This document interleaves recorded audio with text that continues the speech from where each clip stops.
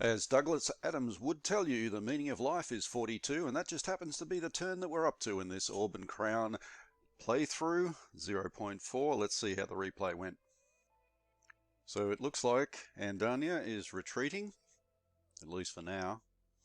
It would have been a hard slog in the mud to get through anyway. Now this attack is all about Famouth, so yeah, I wonder if that means anything.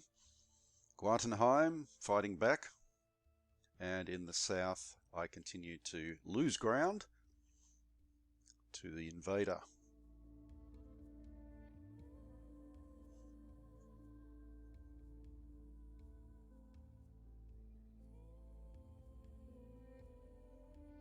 So he changes the blockading force to further north. Now this has to be the end of the ancients. Surely, after a valiant effort to hold off the invader for as long as they have, it is now time to admit the unavoidable, basically. And there it is, the end of the ancients. Thank you very much, ladies and gentlemen. And the huge creatures will fly away somewhere and probably have lots of little eaglets, or is it egrets? I think it's egrets in their eyries. Now my galleon is in a bit of danger there, of course, because those undersea units are going to rip the bottom out of it. Okay, so I took possession of two air-capable units, aircraft carriers in War in Europe terms, and I'm going to put them over here, hopefully in a bit more safety than what they would be in Calm Water Bay, which is anything but calm at the moment, at least under the surface. Alright, in a long time it's been since I got a new unit for the Tribal League, and there you go, a veteran unit has come out of their farms, or off their farms, ready to fight for the Tribal League. In Castile, I'm going to use this as a breather, try and get my forces up to scratch again, and I'm also going to have a bit of a look to see if I can scout out whether I can get any more Danevirk troops in. Okay, so I've got that elite unit there, so I'm going to send in a ship, see if there's any other naval units that are going to stop them getting in. It looks like it's clear. That's a nice thing. All right, let's transport them in.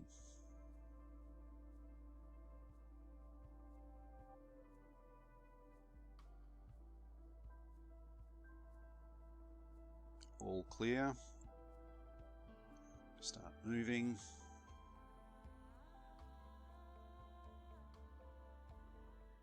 Make way. Long ship, you need to move out. And in we go. Oh, that's a nice thing. Of course, they're on 0 levels of technology, and it leaves Danevirk a little bit vulnerable to invasion, but I'm going to leave that veteran unit down there, just in case that does eventuate. I wouldn't be surprised.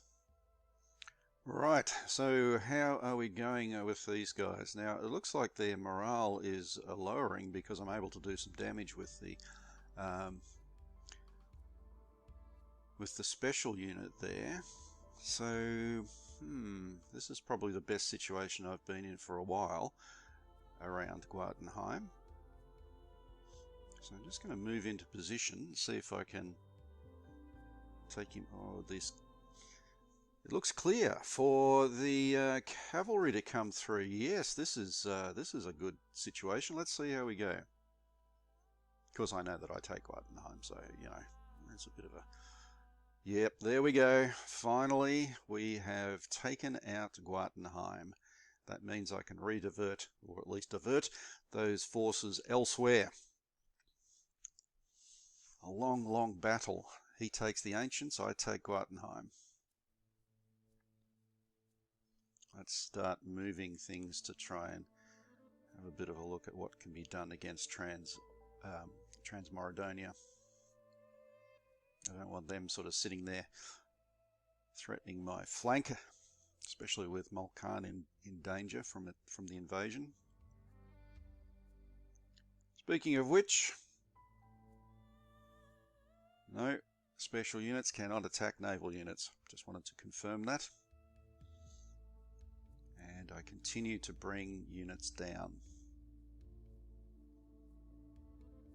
With Guatenheim gone, that means that hopefully I'll be able to mount a better defense and eventually, dream on, a counter-attack to drive the invader back into the sea.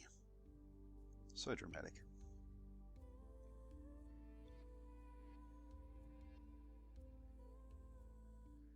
With the Tribal League, I'm going to continue to buy galleys because no matter how good my ground forces are, I need to be able to get to sea. And I'm wondering whether this this passive approach that I have taken with the Tribal League is the best. I still don't have Xantu on side, even though I do have 3 of the allies and their troops on side. So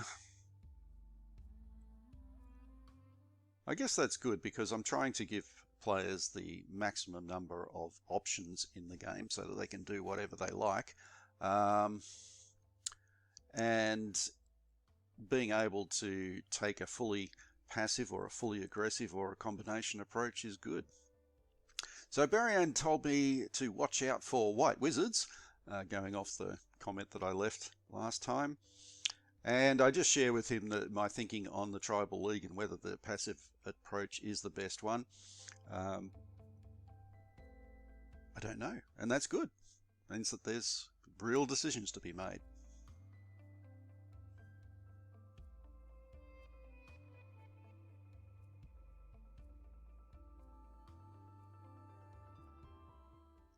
All right, looking at the map. Now, my ships from Tribal League have arrived through the circumnavigation loop and will join the warship of Angford, the lonely warship. I'm not sure that they're going to be able to do much, but we'll soon find out. Next turn, I probably, if those pirate ships stay there, I'll attack them. I can bring down some units now that Guatenheim is dealt with. I still have to be careful that I don't lose the Silk Sultanate.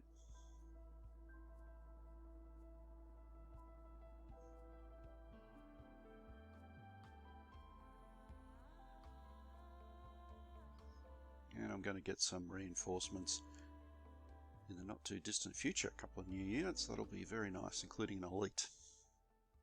Right, we'll end the turn here. Have a bit of a look around. Guatenheim surrenders, that's good news. Angford gets the 422 gold pieces. That's probably not a good choice for me. But then again, I would often, I prefer to have Malkan take the final hex because that means they get the gold pieces. And in this case, it probably would have been a better thing to do. But I'm happy for Angford to get those gold pieces as well. And Angnord gets armor, very nice. Angford gets weapons, maybe even nicer.